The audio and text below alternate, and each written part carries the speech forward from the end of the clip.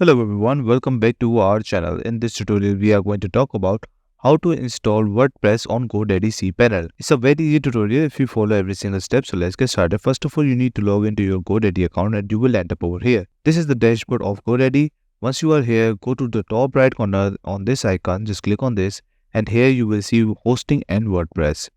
You just need to open this. Once you open this, you will end up over here, and here you can see that I have the domain and server name over here. On the right side, you will see something like this. Just click on this option and you will see cPanel admin. This is where you can get access to. Just click on this option. It will open up a new window, and here you are going to find an application. Just wait for a while. It might take some time.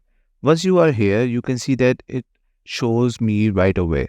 But sometimes it doesn't show up like this. It show up like only with the files. But once you are here, what you can do is just go to the bottom and find application. And once you find application, just click on WordPress. Right now it's showing up at the front, so I'm just going with this one. Once you click on that, you will see something like this. This is where you are just going to click on install this application, and now this is where everything is going to be work on.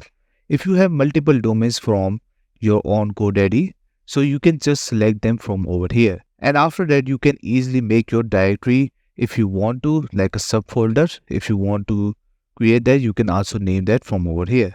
We have version of WordPress over here. They recommend it with this one, and I believe just go with this one. You don't need to change anything over here. After that, scroll down until you see something like this.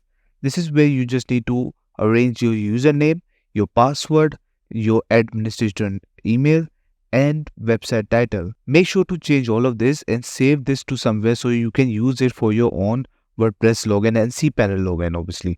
So once you change all of this, what are you going to do, which is going to be our last step?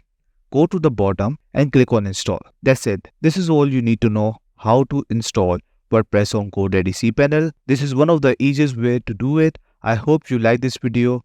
Please subscribe. Bye bye and take care.